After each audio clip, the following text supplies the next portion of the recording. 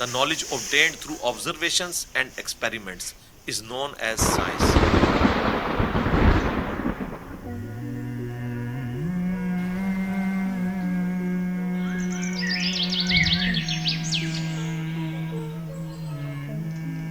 تو قرآن بھی تو یہ کہہ رہا ہے افلا ينظرون الى الابل كيف خلقت.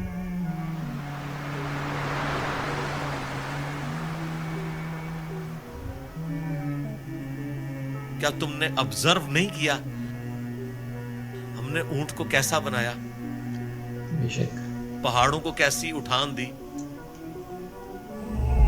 آسمان کو کیسا بنایا, زمین کو کیسا بچھونا بنایا. 1000 آیات قرآن کی, آلموسٹ 6500 آیات میں سے وہ فزیکل فینومینا آف نیچر سے ریلیٹڈ ہے. سائنس کا علم ہے ہی ہے.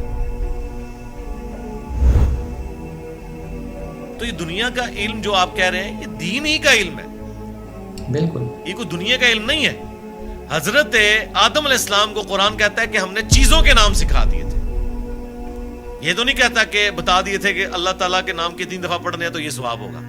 ہر چیز کا نام سکھا دیا تھا. پوٹینشلی وہ ان کے دماغ میں وہ درخت بو دیا گیا تھا جو آج اتنا بڑا ہو چکا ہے کہ انسان نے ایسے جہاز بنا لیے ہیں جو 500-600 مسافروں کو لے کے 8000 کلومیٹر تک بغیر ریفیولنگ کے اڑ سکتے ہیں. اور اڑتے نہیں, صرف لینڈ بھی کرتے ہیں. یہ سب سے مشکل کام ہے. لوگ کہتے ہیں جی میزائل ٹیکنالوجی مشکل ہے. جناب میزائل ٹیکنالوجی تو شے ہی کوئی نہیں جو یہ بوئنگ کی ٹیکنالوجی ہے, کیونکہ میزائل تو آپ نے چھوڑنا ہے, اس نے پھٹنا ہے, واپس نہیں آپ نے اتارنا.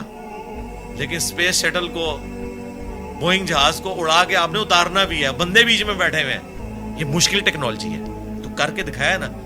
یہ انسان جب بھی کوئی چیز ڈسکور کرتا ہے نا, سب سے پہلے اس کا نام رکھتا ہے. تو پوٹینشلی آدم علیہ السلام کو تمام چیزوں کے نام سکھا دیے تھے جو فرشتوں کو بھی نہیں آتے تھے. انسان کی فضیلت اسی عقل کی وجہ سے.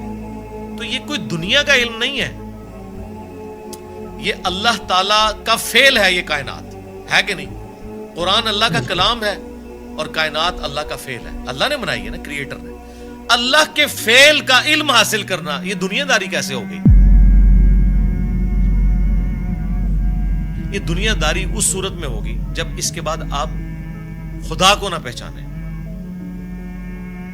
وہ تو سر قرآن پڑھ کے بھی اگر آپ نے خدا کو نہیں پہچانا اور قرآن بیچنے کا ذریعہ اور چندے کمانے کا ذریعہ بنایا تو آپ سے ایک فزکس کا پروفیسر بہتر ہے.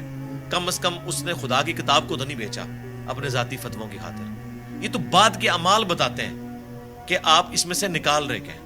تو آج سائنس کی برکت سے میرا خیال ہے خدا کا تعارف جتنا ہمیں ہوا ہے ہمارے اسلاف کو نہیں تھا. اور آج جس بہترین انداز میں ہم کریٹر کا تعارف ایک انسان کے سامنے رکھ سکتے ہیں, آج سے پہلے تصور بھی نہیں تھا کہ ایسا بھی ہو سکتا ہے. Structure of D N A, genes کی اسٹرکچر,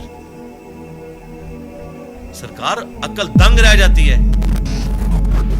سائنٹسٹ کہتے ہیں کہ ایک چائے کے چمچ میں اتنے جینز آتے ہیں اور ان کے اندر اتنا ڈیٹا کوڈ ہو سکتا ہے جتنی انسانی تاریخ میں آج تک کتابیں دنیا کی لائبریریز میں پڑھی ہوئی. سبحان اللہ. یہ کس نے رکھا ہے؟ ایک بیج کے اندر اتنا ڈیٹا رکھ دیا کہ 6 ارب گنا بڑا درخت بنتا ہے اور سال ہر سال پھل دیتا رہتا ہے. سب کچھ اس بیج میں سے نکلا ہوا ہے. دنیا کی کوئی ہارڈ ڈسک اس کو سٹور نہیں کر سکتی.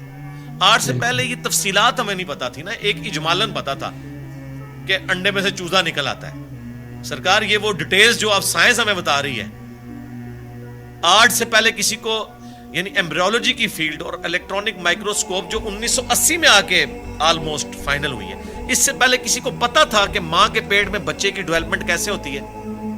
کیا صحابہ کرام نے یہ دیکھا ہوا تھا؟ ان کا تو ایمان بالغیب تھا. ہم تو پریشان ہو جاتے ہیں کہ یار لوگ تو کہہ رہے ہیں جادو دیکھنا ہے تو یہ دیکھو. کبھی نیشنل جغرافک یا ڈسکوری چینل کے اوپر جب وہ فاسٹ کر کے موویز چلاتے ہیں کہ ایک بیج پھوٹتا ہے, اس میں سے کومپل نکلتی ہے, پھر بنتے بنتے درخت بن جاتا ہے یا پھول, وہ جادو ہو رہا ہوتا ہے. انڈے میں سے چوزا نکلنا چاہیے. اصل جادو یہ ہو رہے ہیں جو عقل دنگ ہے, لیکن ہم ان معجزات کے عادی ہو چکے ہیں. تو آج خدا کا تعارف میرا خیال ہے سائنس کی برکت سے الحمدللہ بہتر طریقے سے ہم اپنی ینگ جنریشن کو خدا کا تعارف کروا سکتے ہیں. اور اس سے بڑھ کر سائنس کی برکت سے آج دین اتنا آسان ہے کہ اگر کاتب کے لکھنے پہ قرآن ہوتا, آج دنیا کے ہر مسلمان کے پاس قرآن نہ ہوتا اگر پرنٹنگ پریس نہ ہوتا. یہ بخاری مسلم یہاں نہ پڑھی ہوئی ہوتی، اگر کاتب بھی لکھ رہے ہوتے، اگر موچی جوتیاں بنا رہے ہوتے نا، تو آج آدھی دنیا ننگے پاؤں ہوتی جتنی دنیا کی آبادی ہو چکی ہے۔ تو سائنس نے ہمیں دین پہ چلنا بھی آسان کیا ہے۔ آج مساجد کے اندر جتنی فیسلٹیز آپ کو نظر آ رہی ہیں، یہ اجمیر شریف والوں نے دی ہیں آپ کو، یہ بغداد شریف والوں نے دی ہیں، یہ رائے ونڈ شریف والوں نے دی ہیں آپ کو، ملتان شریف والوں نے دی ہیں؟ نہیں سرکار، یہ سائنس نے آپ کو دی ہے۔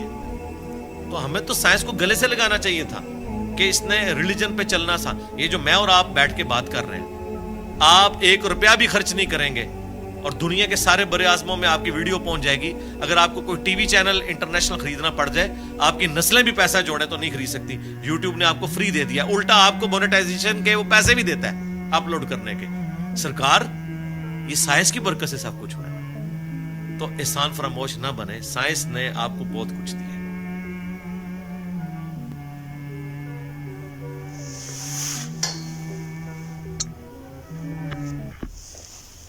سبحان اللہ، یہ سب دیکھ کر دل خوش ہو جاتا ہے، کیونکہ اللہ کی قدرت کافی زیادہ بڑی ہے۔ اللہ بہت زیادہ بڑا ہے، اس میں کوئی شک نہیں۔ ہم سب بہت کمزور ہیں، اللہ سے یہی دعا ہے کہ ہمیں صراط مستقیم پر قائم رہنے کی توفیق عطا فرمائے اور ہمیں گمراہی سے بچائے۔ اللہ ہم سب کو صحیح طریقے سے اپنی دین کی طرف لائے تاکہ ہم اللہ کی صحیح طریقے سے بندگی کر سکیں۔ Thanks for watching. ایسی ہی اسلامک ویڈیوز کے لیے اس چینل کو کر لیں سبسکرائب، میرے چینل کو کر لیں، مجھے سپورٹ کر دیجیے، اور ملتے ہیں اگلی نیو ویڈیو کے ساتھ۔ تب تک کے لیے ٹیک کیئر، اللہ حافظ۔